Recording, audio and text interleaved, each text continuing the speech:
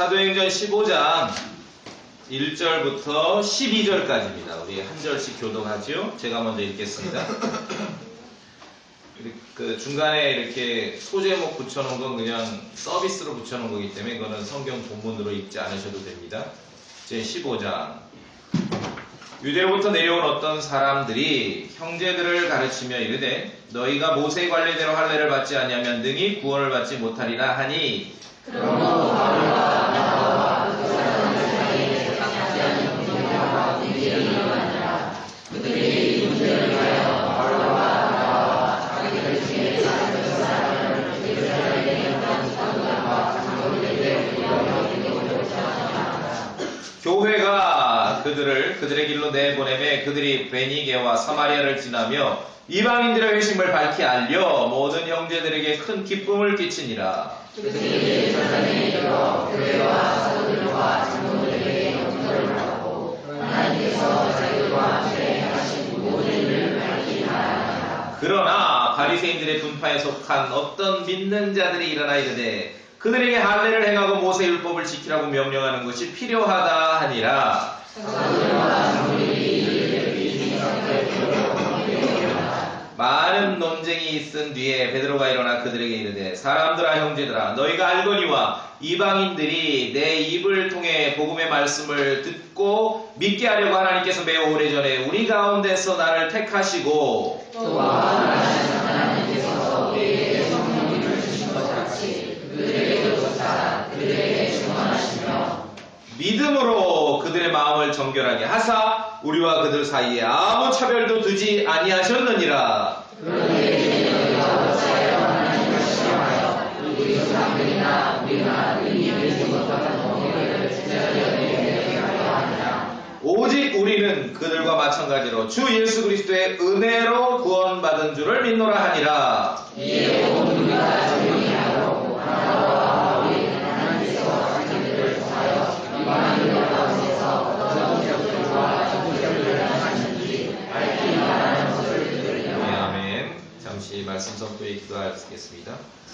거룩하신 아버지, 우리에게 주신 온전히 보존된 하나님의 말씀에 감사합니다. 이 소리내 읽은 이 말씀이 우리 마음으로 옮겨지는 귀한 시간 되게 해주시옵시고 부족한 저에게 능력을 주시고 선한 마음으로 진리를 선포할 수 있도록 도와주시고 또 성도들도 준비된 마음으로 참으로 선한 마음으로 진리를 받아들이고 화답할 수 있도록 우리가 모두 다 주의 진리와 영 안에 거하도록 함께 해주시옵소서. 우리 주 예수 그리스도의 이름으로 기도합니다.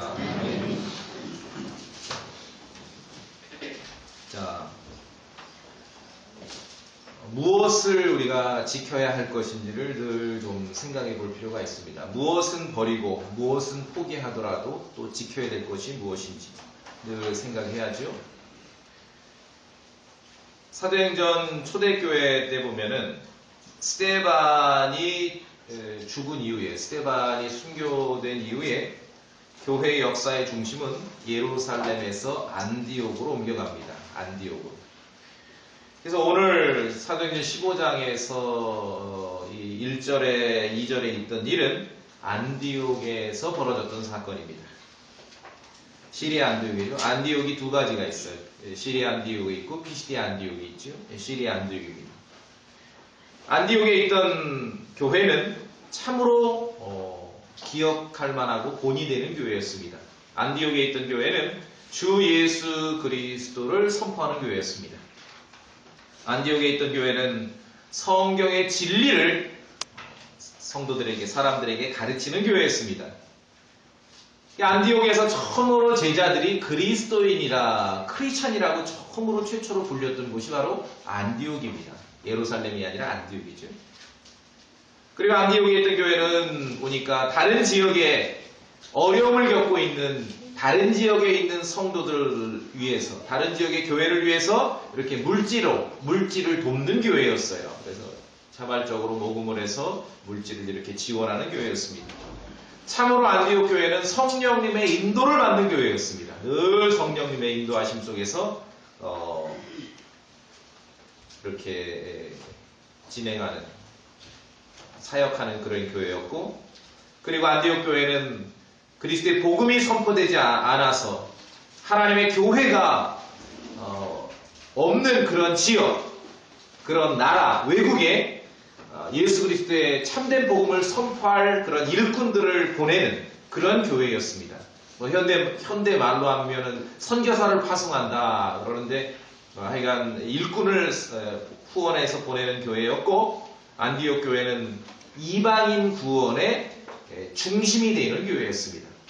참으로 사도행전에서 바울과 바나바가 중심이 되어서 하나님의 은혜 가운데, 성령님이 인도하신 가운데 안디옥 교회는 놀라운 그러한 일들을 행했고 하나님의 말씀을 선포하는 교회였습니다. 그때 그러한 교회에 오늘 큰 도전이 닥쳐오게 된 것이, 1절에 있는 대로 어떤 사람들이 나타났는데 원래부터 있었던 사람들은 아닌 것 같고 이방인은 아닌 것 같고, 어떤 사람들이 어디서 왔습니까? 1절에 보니까 유대로부터 내려왔어요. 지금으로 치면 꼭 서울에 온 거예요. 서울에서.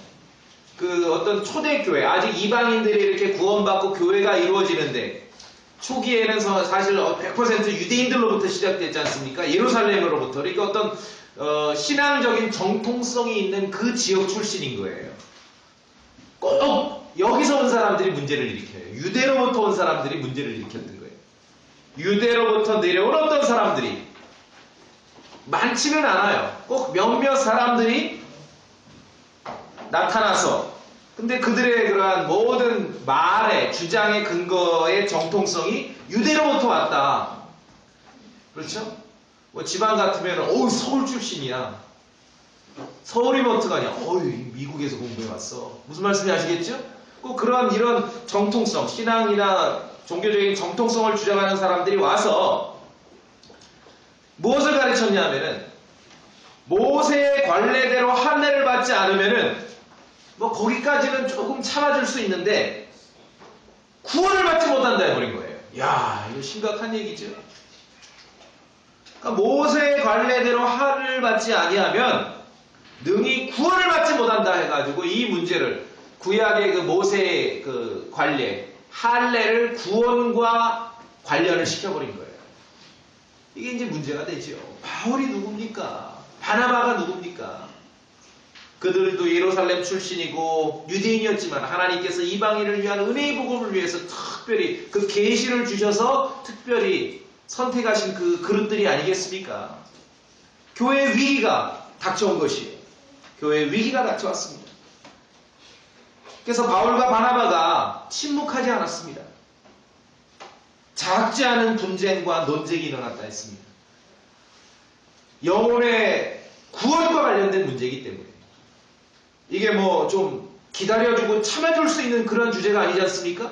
할례를 받아야 구원받는다고 하니 아무리 이 사람들이 유대 출신이고 정통성이 있고 뭔가 선배들이고 경험이 있다 하더라도 이것은 한 시간도 양보할 수 없는, 물러설 수 없는 주제였기에 사도 바울과 바나바가 나선 거예요.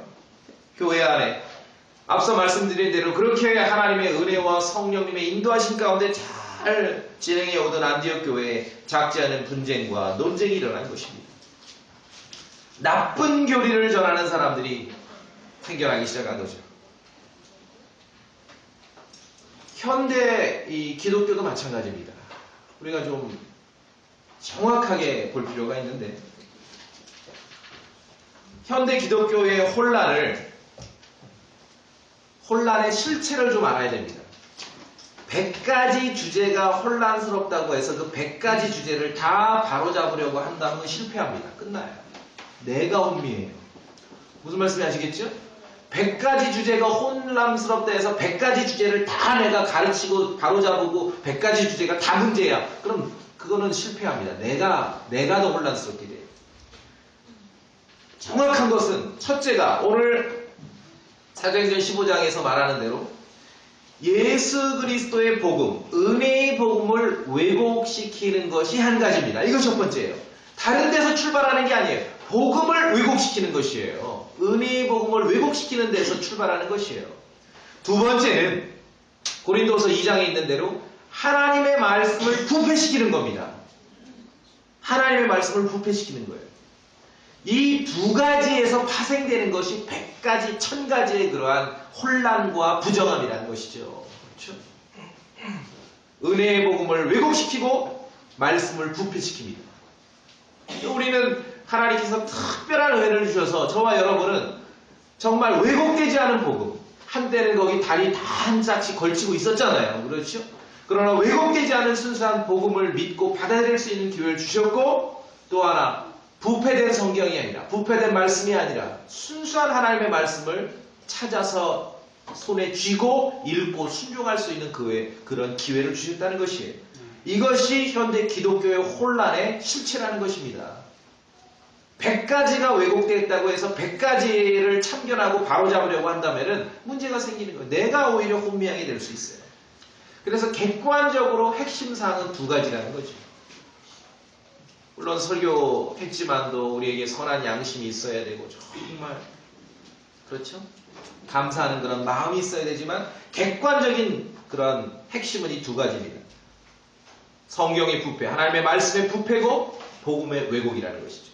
또 오늘 사도행전 15장에 그 은혜롭고 아름다운 안디옥 교회에 그리스도의 복음을 왜곡시키는 사람들이 나타난 것이에요. 이들이 어디서 왔습니까? 유대에서 왔어요. 유대에서. 거기에는 물론 신앙의 출발이 있고 교회의 출발이 있고 사도들이 있는 곳이지만 또 달리 말한다면 신앙이 묵어버린 곳이고 신학이 묵어버린 곳이고 교회가 묵어버린 곳이에요. 그곳에서 온 사람들이 그리스도의 복음을 왜곡시킵니다. 왜 왜곡시킨다고 말하는가? 할례를 받아야 구원받는다고 하는 거 아니에요. 이건 왜곡이, 이거는 아주 사악한 교리입니다. 이건 나쁜 교리예요. 이러한 사악한 교리는 하루가 아니라 단 1시간도 물러설 수 없고 양보할 수 없다는 것이죠. 발언의 기회를 줘서도 안 된다는 것이죠. 그래서 신앙은 때로는 오래 묵어야 진가가 나타나기도 하고 오래 묵으면 타락하기도 하는 거예요. 오늘 이 사도행전 15장 1절 유대에서 내려온 이 사람들은 오래 묵어서 타락하고 정말 묵어버리고 부패한 그러한 신앙을 가지고 있는 사람들이죠. 그 기초를 뒤흔드는 사람들. 우리가 오늘 신년 새로운 아침에 모여서 정말 우리의 각오를 새롭게 하고 무엇을 지켜야 될지를 생각해 볼 때 기초를 뒤흔드는 사람들이 있음을 우리가 기억해야 됩니다. 어느 시대에나 어느 순간에나 늘 존재해 왔다는 것이죠. 여기도 지금 1절에 그런 사람들이 있고 또 5절에 그래서 이 문제를 해결하려고 예루살렘으로 갔거든요. 근데 예루살렘에도 그 사람들이 있어요. 5절에 보니까 바리새인들의 분파에 속한 어떤 믿는 자들이 일어나 이르되 이들도 또 할례를 얘기합니다. 할례를 행하고 모세의 율법을 지키라고 명령하는 것이 필요하다. 이야, 여기도 이런 사람들이 있던 것이다. 기초를 뒤흔드는 사람들. 복음을 왜곡시키고 영혼을 유린하는 사람들. 이런 사악한 교리에 대해서는 우리가 단 한순간도 물러서서는 안 된다는 것입니다. 정말 중요해요. 그렇죠? 혼란의 핵심이 무엇인지를 알아야 됩니다. 첫째는 그리스도의 복음의 왜곡이고 두 번째는 하나님의 말씀의 부패라는 것이죠. 우리 갈라디아서 1장 보시겠습니다.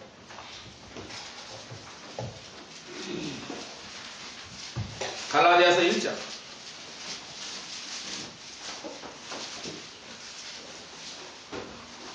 갈라디아서 1장 6절 7절 다 같이 읽어보겠습니다. 갈라디아서 1장 6절 7절입니다. 갈라디아서 1장 6절 7절 찾으셨습니까? 6절 7절이 있습니다. 시작. 그리스도의 은혜 안으로 너희를 부르신 분을 너희가 이렇게 속히 떠나 다른 복음으로 옮겨가는 것을 내가 이상히 여긴다. 그것은 또 다른 참 복음이 아니며 다만 너희를 어지럽히고 그리스도의 복음을 왜곡하려 하는 자들이 더러 있도다. 이들이 이제 사도행전 15장 1절에 나타난 거죠. 그 바울은 뭐라고 하지 않냐면은 8절에 그러나 우리나 혹은 하늘로부터 온 천사라도 우리가 너희에게 선포한 복음 외에 어떤 다른 복음을 너희에게 선포하면 그는 어떻게 돼요? 저주를 받을지어다. 저주를 받을지어다. 한순간도 용납해서 안 된다는 것이죠. 우리가 지켜야 될 것은 그리스도의 순수한 복음입니다. 순수한 복음. 자, 다시 본문으로 오셔서 이 사악한 교리와 가르침을 퍼뜨리는 이 사람들의 실체를 한번 보겠습니다. 다시 1절을 보시면 유대로부터 내려온 어떤 사람들이, 자 보세요. 1절에 보니까 유대로부터 내려온 어떤 사람들이 가르치는데, 모세 관례대로 할례를 받아야 구원받는다고 가르치는데, 1절에 보세요. 누구를 누구 가르칩니까? 누구를 가르칩니까? 1절에 누구를 가르칩니까? 형제들이죠. 누구를 가르쳐요? 형제들이에요. 제가 서두에 말씀드렸죠. 그 어떤 교회보다도 성령 충만하고 복음을 전하고 성경의 진리를 가르치고 정말 긍휼히 여기는 마음이 있어서 다른 교회 성도들이 어려우면 멀리까지 구호금을 모아서 물질을 후원하고, 복음이 없고 교회가 없는 데에 선교사를 파송하고 일꾼들을 후원하는 그런 교회인데, 유대로부터 내려온 어떤 사람들이 와서 할례를 받아야 구원받는다고 가르치는데 그 대상이 누구냐면 형제들이에요. 모든 사악한 가르침, 거짓 교사들의 활동의 실체가 무엇인지를 우리가 여기서 알아야 됩니다. 예수 그리스도의 복음을 왜곡하는 사람들은 절대로 죄인들에게 구원의 길을 말하지 않습니다. 왜냐하면 그들의 주장은 어렵거든요. 복음을 왜곡시키는 사람들의 교리는 어렵습니다. 그래서 죄인들에게 구원의 길을 말하지 못하고, 왜냐하면 이들은 어려워요. 모세의 율법과 할례를 근거로 설교를 하잖아, 이 사람들은 늘. 그렇죠? 그러니까 어려워요. 안디옥 교회에 와서 이들의 사역은 형제들이었어요. 그 어떤 교회보다도 더 은혜로움과 성령님의 인도하심을 경험한 그 속에 와서 그런 사악한 교리를 주장하고 가르치는 것이었죠. 우리가 그리스도의 복음을 왜곡하는 사람이 있다, 순수한 복음을 지켜야 된다 했을 때 어떻게 이 흑암의 세력들이 교회사를 통해서 활동해 왔는지를 우리가 이 성경을 통해서 좀 아주 실체를 바르게 알아야 됩니다. 자, 제가 늘 말씀드리는 것은 영적으로 우리가 신앙이 성숙했다 하는 것 중에 하나는 영적으로 어린 생명을 잘 돌볼 줄 아는 것이다 라고 말씀드렸죠. 또 정말 우리가 구원받은 그리스도인으로 순수한 복음을 믿고 참된 구원의 길을 내가 믿고 있고 알고 있다 라는 성도라면은 세상의 죄인을 대할 줄 아는 것이에요. 이해하시겠습니까? 절대로 이단 내지는 거짓 교사나 이러한 사악한 교리, 할례를 받아야 구원받는다라고 가르치는 사람들은 세상의 죄인들을 대할 줄 모릅니다. 왜? 자기들의 교리는 너무 어렵거든요. 모세 율법을 이미 공부한 사람이라야 하고 할례를 이미 공부한 사람이라야 하기 때문에 그런 것입니다. 여러분이 참된 구원의 길을 알고 그리스도의 은혜의 복음을 붙잡고 있고 확고히 믿는다면은 여러분은 어찌하든지 간에 세상의 죄인들을 대할 줄 알아야 됩니다. 어떻게 만나고 어떻게 대화하고 정말 어떻게 이 나에게 임한 은혜를 나눌 수 있는가, 증언할 수 있는지를 그것을 알아야 된다는 것이죠.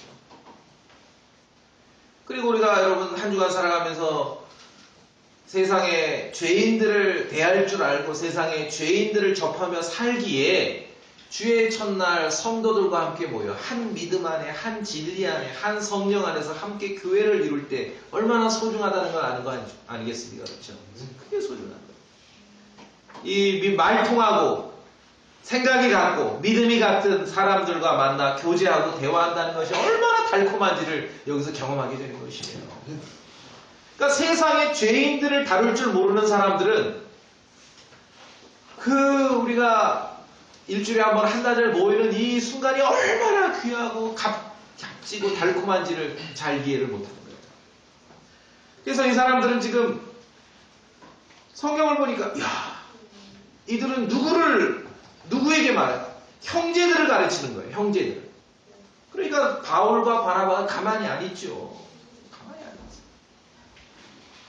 그리스도의 복음을 왜곡하는 사람들은 죄인들을 향하고 정말 이 진리의 말씀이 필요한 사람들을 향하던 그러한 그 성도들의 그러한 방향, 전도의 방향, 선교의 방향, 사역의 방향, 교회의 그러한 어떤 사역의 방향을 역류하게 만들어요. 세상의 죄인들을 향하고 말씀이 필요한 사람들을 향해서 나아가고 전하고 증언해야 되는데 복음을 왜곡하게 하는 사람들은 그 방향을 역류하게 만들어요. 그래서 그 담장 안에 갇혀버리게 만든다는 것이죠. 그것이 나타난 게 지금 우리 사도행전 15장 1절에서 보여지는 그 모습이죠. 무슨 말씀인지 아시겠습니까? 대단히 중요한 거예요. 대단히 중요한 거예요. 그래서 영적인 힘을 소진하고 낭비하게 만드는 거예요. 그래서 이런 나쁜 교리가 안디옥 교회에 이렇게 제시가 되고 소개가 되니 교회 안에 어떤 일이 벌어졌냐면 분쟁과 논쟁이 일어난 게 된 거지. 그 성령님의 강력한 인도하심 속에서 그렇게 사역을 멋지고 은혜롭게 행하던 그 교회가 불필요한 시간들을 갖게 되는 것이. 때로는 우리가 복음을 전하고 진리를 이렇게 설득함에 있어서 사도 바울도 그렇게 했고 어떤 은혜로운 논쟁이 필요합니다. 왜냐하면 논쟁이라는 게 설득하는 거 아닙니까? 이 길이 올바른 길이다. 이 말씀이 올바른 길이다. 설득하는 것인데 오늘 이 2절에서 보여지는 것은 작지 않은 분쟁과 논쟁이 일어났다 했을 때 그건 어떤 거와 같냐 하면요. 사도시대에 왜곡된 신앙 노선이 크게 두 가지 분파가 있었습니다. 첫째는 사두개인파였고 두 번째는 바리새인파였는데 둘 다 어차피 말씀에서 멀어요. 둘 다 마찬가지. 무슨 말씀인지 아시겠죠? 얘네 둘 다 어차피 진리에서 멀어. 그런데 지들 둘이 또 싸워. 그런 걸 말해요. 그런 게 분쟁이며 논쟁인 거예요. 부활도 없다 그러고 영도 없다 그러고 천사도 없다 하면서 둘이 또 싸웠어요.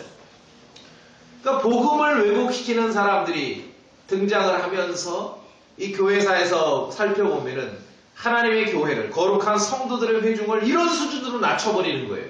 사두개인하고 바리새인들이 지들끼리 싸우듯이 그러한 다툼과 분쟁으로 만들어버리는 것입니다. 자, 그래서 사도 바울은 이 문제에 있어서 오늘 우리가 지켜야 될 게 무엇인지 정말 한순간도 양보해서는 안 될 게 무엇인지를 다시 한번 확인하면서 사도 바울은 이러한 현장에 있었던 안디옥 교회 현장에 있었던 사도 바울은 이러한 문제들에 대해서 뭐라고 또 말하는지 우리 살펴봅시다. 디도서 2장.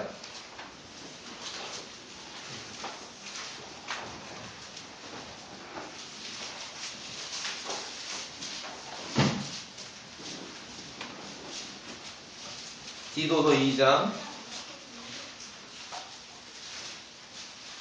자, 디도서 2장. 늘 경고를 했습니다. 디도서 2장에 1장입니다. 1장. 디도서 1장 10절입니다. 10절. 10절을 읽어보겠습니다. 디도서 1장 10절. 시작. 제멋대로 행하며 헛된 말을 하고 속이는 자들이 많은데 특별히 관례자들에 속한 자들이 그러하니라. 그렇죠. 사도 바울 시대에도 이렇게 막 엉망인 사람들이 있었는데 교리적으로 특별히 누가 많아요? 할례자들, 할례파들. 그러니까 유대 출신들이 많은 거예요.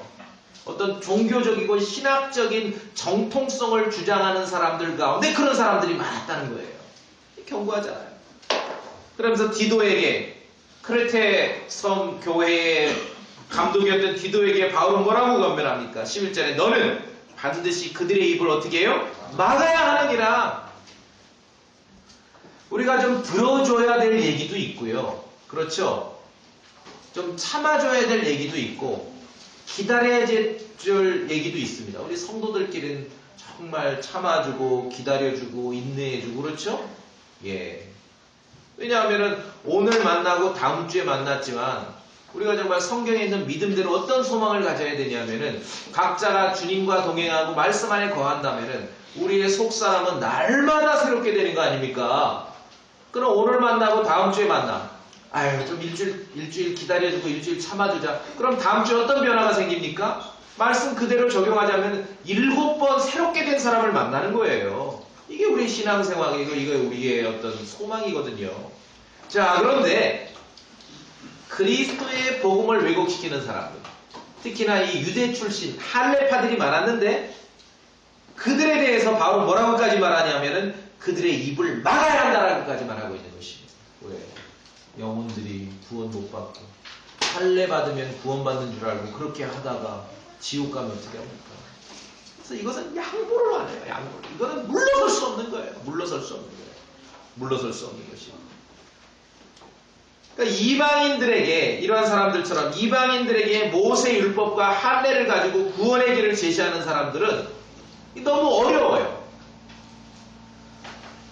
어떤 일이 있냐면 다 뭐 복음 열심히 전한다는 교회나 뭐 이름난 목사들 얘기를 들어보고 글을 보면은 다 예수님 은혜로 구원받는다고 다 그래요. 믿음으로 구원받는다고 해요.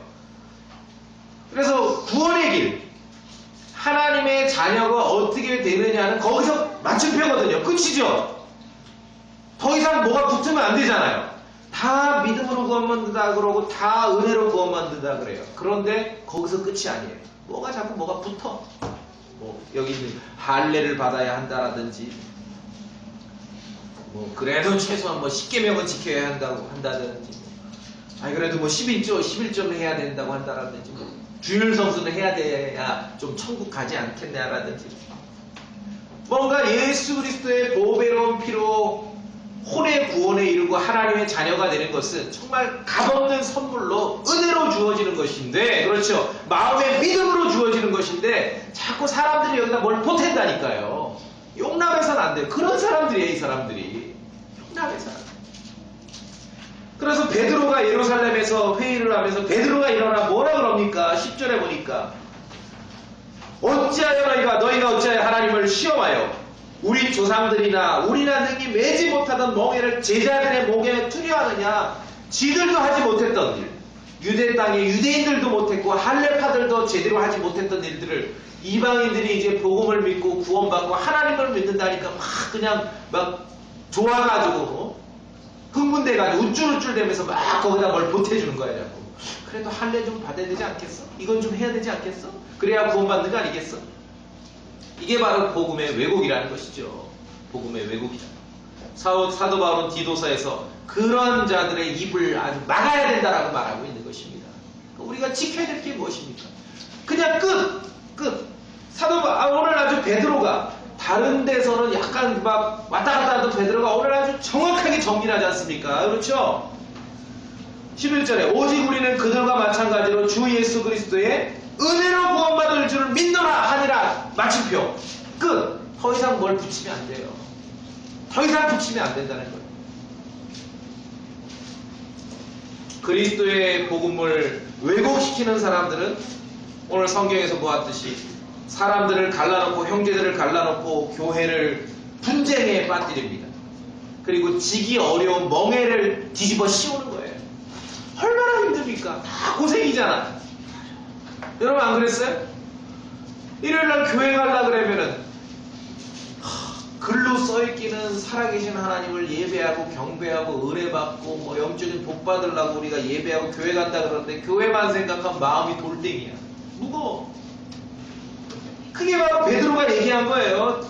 자기들도 매지 못하고 감당하지 못했던 멍에를 왜 제자들 목에다 갖다 걸어 매냐고.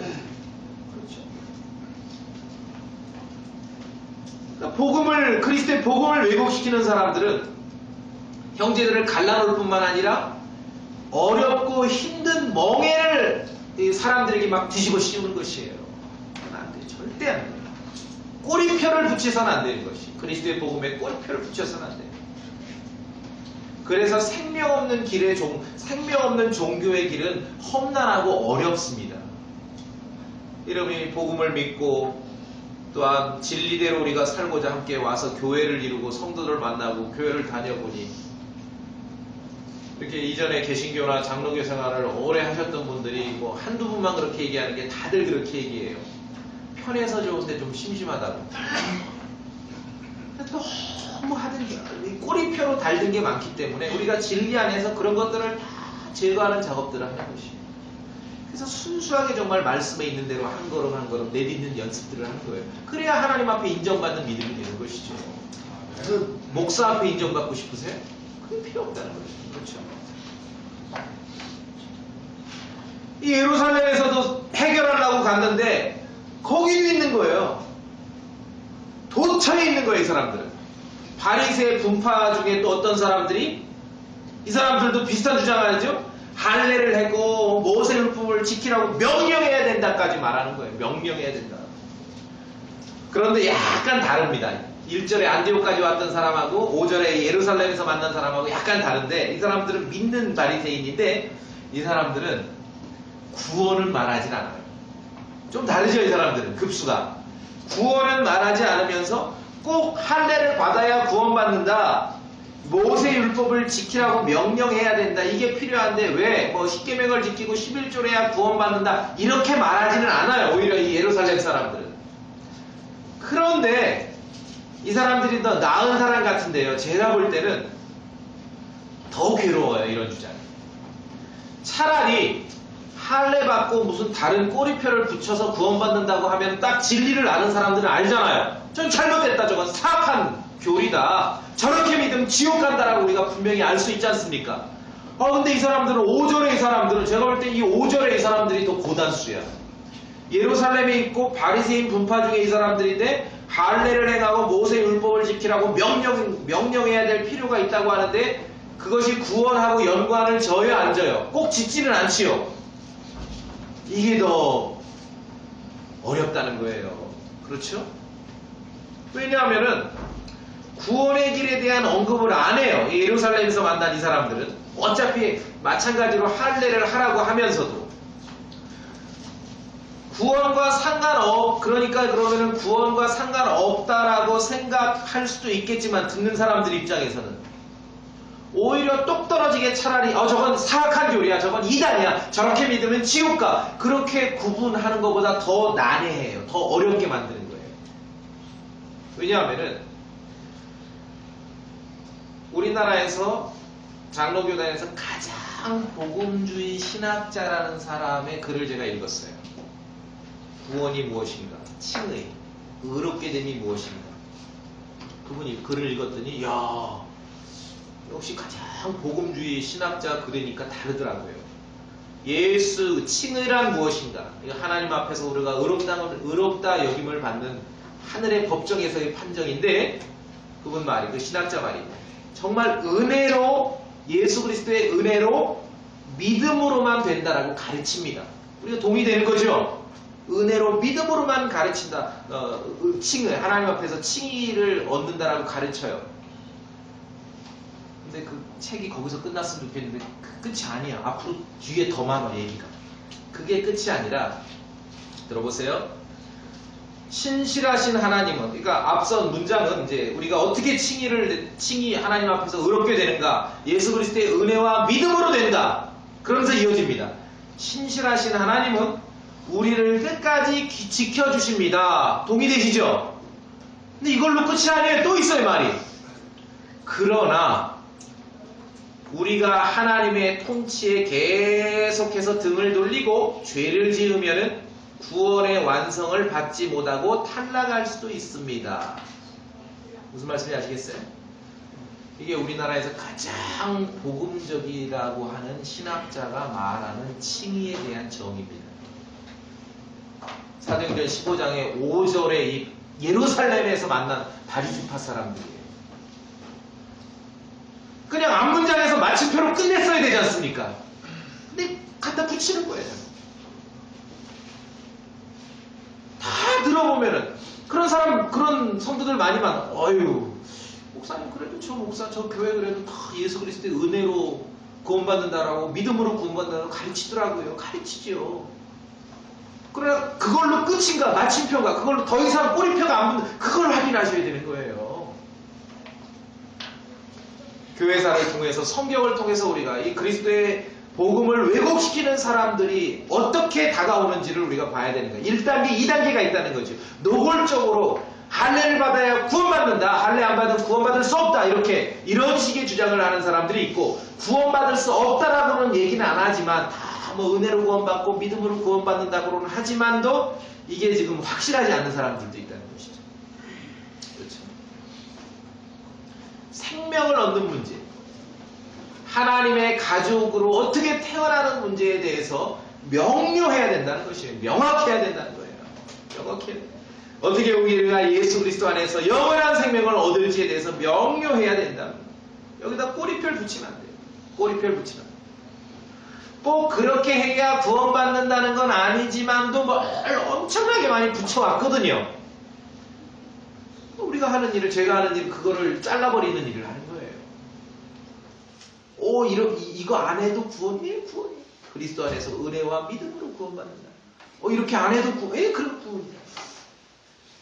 양보할 수 없는 진리가 오늘 우리에게 있다는 것입니다. 포기해서는 안 될 진리가 있다는 것이에요. 그것은 하나님 앞에서 우리의 마음이 어떻게 정결하게 됩니까? 믿음으로 정결하게 된다는 거예요. 믿음으로. 여러분이 뭐 면벽 수행해서 돈 닦는다고 정결하게 되는 게 아니에요. 성경을 100번을 읽는다고 정결하게 되는 게 아니라 믿음으로 정결하게 되는 거예요. 믿음으로. 유대인이나 이방인의 차별이 없습니다. 이 문제에 있어서는. 오늘날 이 현대 기독교가 무슨 다 하다 보니까 할 일이 없으니까 무슨 유대인들을 특별한 영적인 신분인 양 착각하는 사람들이 있어요. 천만의 말씀 성경을 읽으세요. 로마서에 보면은 선택에 있어서는 그들이 우리보다 앞서지만 복음에 있어서는 우리 원수라고 말하고 있는 것이에요. 이것이 성경입니다. 성경을 믿어야죠. 성경을. 로마서 3장 보시겠습니다.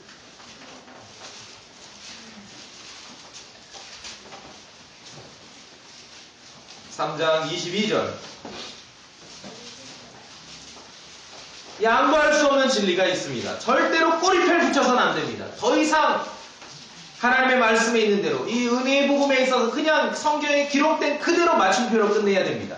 로마서 3장 22절 다 같이 읽겠습니다. 로마서 3장 22절 시작. 그것은 곧 예수 그리스도의 믿음으로 말미암아 모든 자에게 미치고 믿는 모든 자 위에 임하는 하나님의 은혜, 거기에는 차별이 없는 유대인이나 이방이나 구분이 없어요. 할례 받은 사람이나 안 받은 사람이나 구분이 없어요. 근데 이 초대 유대파 할례파들은 이방인들에게 할례 받으라 그런 거예요. 잘못됐다는 거지요. 나쁜 교리라고 하는 거예요. 예수 그리스도의 믿음으로 구원받는 것이에요. 하나님의 의는 예수 그리스도의 믿음 안에 있는 사람에게 임하는 것이죠. 교회 열심히 다녔어요. 뭐 새벽 제단을 쌌어요. 주일 성수를 했어요. 성전 건축에 내가 버텼어요. 뭐 헌신을 했어요. 아무 소용없는 것이에요. 하나님 앞에 의롭게 되고 하나님 앞에 인정받는 것은 믿음으로 되는 것이라는 거지요. 믿음으로. 더 이상 붙일 게 없습니다. 믿음으로. 24절 좀 읽겠습니다.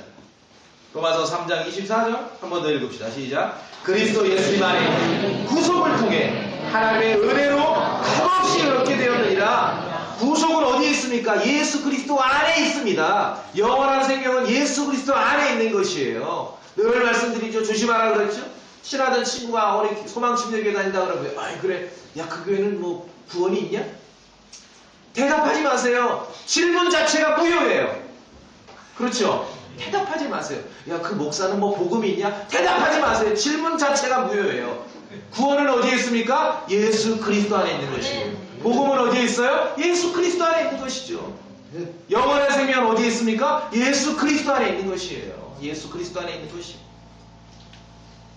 소망침례교회와 앉았어도 예수 그리스도 안에 있지 않으면 영원한 생명은 없는 것입니다. 그렇죠? 이것이 진리예요. 양보할 수 없는 진리가 있다는 것이죠. 초대교회 때부터 감히 그런데 사도 바울이 사역했고 바나바가 사역했던 안디옥에까지 스며들고 왔어요. 어떤 사람들이 할례 받아야 구원받는다는 사람들이 그 문제 해결하려고 예루살렘에 갔더니 수위는 낮은 것 같은데 제가 볼 땐 더 교묘하고 더 영혼들을 유린하는 사람들이 있었어요. 할례 받아야 돼. 율법 지켜야 돼. 꼭 명령 그렇게 가르쳐야 돼. 교회에서는. 구원가는 결부시키지 않지만 그런 사람들이 있었다는 것이죠. 우리가 믿고 하나님의 자녀가 됐고 그리스도 안에서 받은 구속과 영원한 생명에 대한 그 은혜의 복음에 대해서 아주 명료하고 확실해야 된다는 것입니다. 더 이상 꼬리표를 붙여서는 안 되는 것이죠.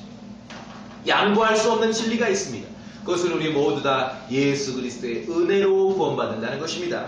하나님의 가족은 어떻게 됩니까?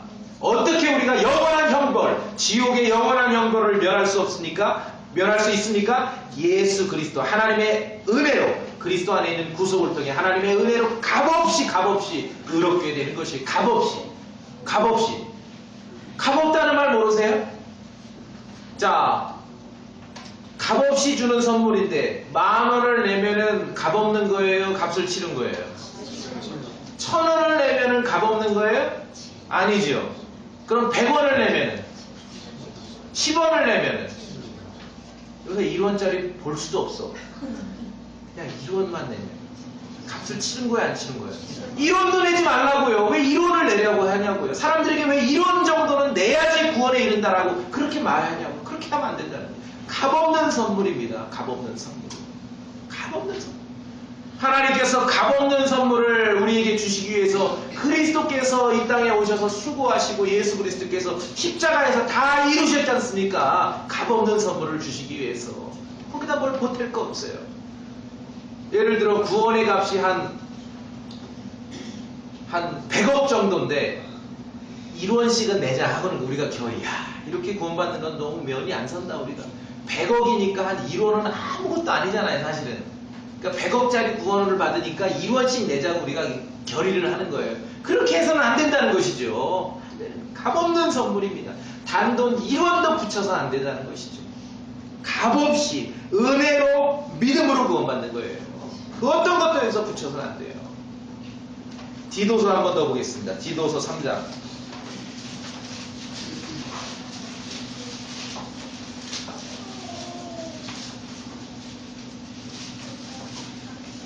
디도서 3장 5절에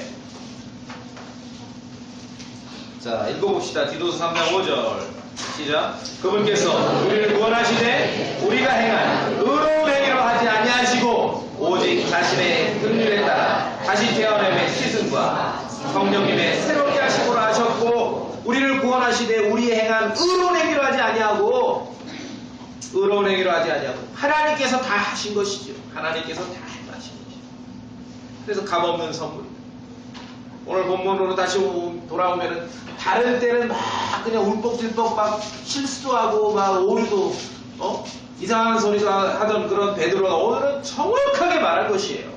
정확하게 주 예수 그리스도의 은혜로 구원을 받는다. 구원받는 줄 우리가 믿노라. 양보할 수 없는 진리가 있습니다. 절대로 포기할 수 없는 진리가 있다는 거죠. 그래서 성도로서 마땅히 해야 될 삶에 대해서 구원하고는 꼭 노골적으로 이렇게 짝을 짓지는 않지만 너무 너무 막 세게 강요를 해버리면은 이 15장 5절과 같은 사람들이 돼버리는 거예요. 왜냐하면 듣는 사람들은 착각을 할 수가 있거든요. 그렇죠? 양보할 수 없는 진리가 있는 것입니다. 그것은 복음의 말씀이 우리와 늘 함께 해야 되는 것입니다. 늘 함께 해야 되는 것입니다. 그래서 오늘 본문에 다시 보시면 7절에 베드로가 너희가 알거니와 이방인들이 내 입을 통해 복음의 말씀을 듣고 믿게 하려고 내 입을 통해 복음의 말씀을 듣고 믿게 하려고 여기서 또한 우리가 양보할 수 없는 진리, 중요한 진리가 있어요. 여러분, 복음의 말씀은 입에서 귀로 전달되는 것이에요. 이것이 성경의 방법이고 하나님의 방법입니다. 복음의 말씀은 믿는 자들의 입에서 들어야 될 사람들의 귀로 전달되는 것이에요.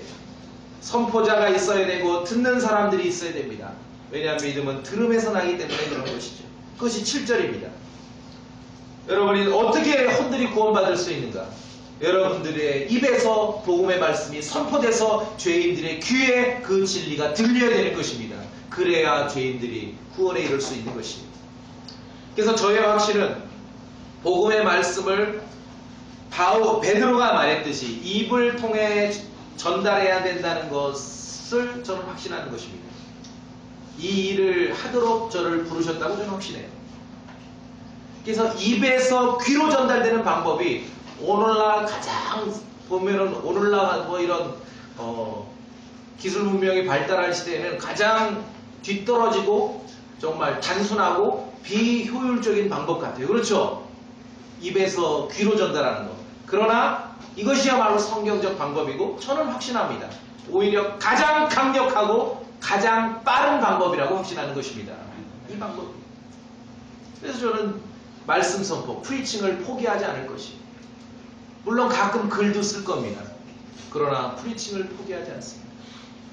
복음의 말씀은 우리들의 입에서 죄인들의 귀로 전달돼야 되기 때문에 그렇습니다. 매체를 사용할지의 몫은 우리 성도님들의 몫이에요. 형제님들의 몫이에요. 어떻게 그런 것들을 우리가 서로 협력할지에 대해서 양보할 수 없는 진리가 있다는 것이, 복음의 말씀은 입에서 귀로 전달돼야 되는 겁니다. 자, 안디옥 교회의 형제들을 괴롭게 하고 믿음을 뒤엎는 나쁜 교리를 퍼뜨리는 사람들이 들어왔었습니다. 바울과 바나바는 물러섬이 없었습니다. 한치도 물러섬이 없죠. 우리가 하나님의 가족으로 함께 모여서 구원받고 영적으로 성장하면서 교회를 이루면서 지켜야 될 것이 뭔가. 100가지 혼란스러운 주제가 있고 100가지 이슈가 있지만 다 덜어내고 한 가지 잡으라면 그리스도의 은혜의 복음을 지켜야 되는 것이에요. 그리스도의 은혜의 복음을 왜곡시키는 사람들이 있다는 거죠. 더 이상 꼬리표를 붙여서는 안 된다는 거죠. 우리 갈라디아서 2장 5절 한번 보시겠습니다.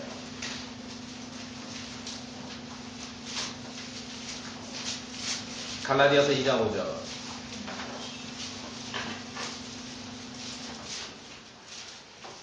뭐라고 되어 있습니까? 2장 5절 다 같이 읽읍시다. 시작. 우리가 그들에게 단 한 시간도 불복하지 아니하였으니 이것은 복음의 진리가 항상 너희와 함께 있게 하려 합니다. 아멘. 단 한 시간도. 여러분, 은혜의 복음을 왜곡시키는 사람들에 대해서는 단 한 시간도 불복하지 마시기 바랍니다. 이래야 우리가 복음의 진리가 항상 우리와 함께 하는 것이죠. 그리스도의 복음을 왜곡시키는 사람이 활동할 때 오늘 성경에 보니까 그 안디옥 교회에도 분쟁과 다툼에 휩싸이게 됐던 거죠. 그러나 성령님의 인도함을 받으며 정말 은혜로운 성도들이 활동하게 되면은요, 반대입니다. 기쁨이 임하게 되는 것이에요. 자, 오늘 마지막으로 사도행전 15장 본문으로 다시 오셔서 한번 봅시다. 예루살렘으로 이제 가기로 결정했습니다. 자, 그런데 이제 가면서 그냥 뭐 고속 급행 타고 가는 게 아니라 중간에 들려서 다른 교회나 형제들도 만납니다. 근데 3절 보세요. 교회가 그들의 길로 내보내매 그들이 베니게와 사마리아를 지나며 이방인들의 회심을 밝히 알려. 그 다음에 뭐라고 되어 있습니까? 모든 형제들에게 어떻게 됐어요? 큰 기쁨을 끼치니라. 이것이 성령님께서 함께 하시는 일이에요. 이것이 복음이 전할 때, 복음이 전파될 때의 그런 결과라는 것이죠. 사악한 교리가 선포되면은 2절에 보니까 분쟁과 논쟁이 나타나는 것입니다. 그러나 은혜로운 말씀이 선포되고 하나님께서 어떻게 일하셨는지를 성도들에게 말하게 되면은 성도들 가운데 뭐가 나오니까 기쁨이 나오게 되는 거예요. 아, 하나님께서 이렇게 일하고 계시는구나. 그 후에 사도행전 14장에 27절을 보세요. 그들이 도착하여 교회를 함께 모아 보세요. 하나님께서 자기들과 함께 행하신 모든 일과 또 그분께서 이방인들에게 믿음의 문을 열어주신 것을 되풀이하여 말하고, 그렇죠. 하나님께서 어떻게 일하고 계신지를 말할 때 교회에는 기쁨이 있고 성도들에게는 기쁨이 있게 되는 것입니다. 그래서 우리가 복음의 진리를 더더욱 지켜야 된다는 것이죠. 더더욱 지켜야 되는 거죠. 복음을 왜곡하는 사람들의 삶은 고난의 행군이에요. 왜곡된 종교는 어렵습니다. 해야 될 게 많고 지켜야 될 게 많고, 그렇죠. 여러분이 왔는데 좀 편해서 좋다, 심심하다, 그건 청상이에요. 청상이에요. 원하시면은 저도 좀 그런 기질이 있기 때문에 노예 생활로 되돌아가고 싶으십니까? 제가 킹제임스 성경을 몰랐으면요, 아시겠죠? 목사를 하지도 않았겠지만 킹제임스 성경을 모르고 복음을 모르고 목사했으면 좀 아마 은사주의 부흥 강사 됐을 거예요. 좀 기질이 있거든요.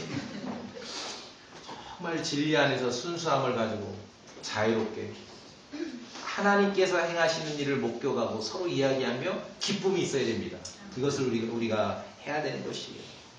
그렇죠? 유다서 3절 말씀에 들어보세요. 사랑하는 자들아, 공통의 구원에 관하여 내가 너에게 쓰려고 모든 열심을 내던 차에 성도들에게 단 한 번 전달된 믿음을 위해 너희가 힘써 싸우라고 너희에게 써서 권면할 필요를 느꼈노니 이는 알지 못하는 가운데 기어들어온 어떤 자들이 있기 때문이라. 공통의 구원을 위해서 힘써 싸우라고 권면하고 있는 것입니다. 예수 그리스도의 은혜로운 복음을 우리가 지켜내야 됩니다. 절대로 꼬리표를 붙여서 안 돼요. 그렇죠? 그럴 때 하나님께서 어떻게 일하시고 어떻게 믿음의 문을 열어주시는지를 우리가 확인하고 서로 이야기할 때 우리 가운데 기쁨이 있게 될 것입니다. 올 한 해 그러한 정말 영적인 기쁨, 주님 안에서의 그런 기쁨으로 충만한 우리 교회 모든 성도들 되기를 바라겠습니다. 다 같이 기도하겠습니다. 기도하실 때 여러분 정말 그리스도 안에서 믿음으로, 은혜로 다른 거 아무것도 없이 그렇게 의롭게 된다는 걸 믿으십니까? 여러분 무엇을 원하십니까? 교회에 100번 나와야 구원받는 거 아닙니다. 오늘 믿음으로 구원받는 거예요. 믿음으로 의롭게 되는 것이에요. 구원을 위해서 해야 될 모든 일은 다 하나님께서 다 하셨습니다. 그리스도께서 십자가에서 다 이루신 것이에요. 우리는 그분을 믿음으로, 마음으로 결단하고 믿음만으로 의롭게 된다는 것을 확인하시고 이 복음의 진리를 굳게 지키도록 우리가 오늘 다시 한번 각오를 새롭게 하는 그런 시간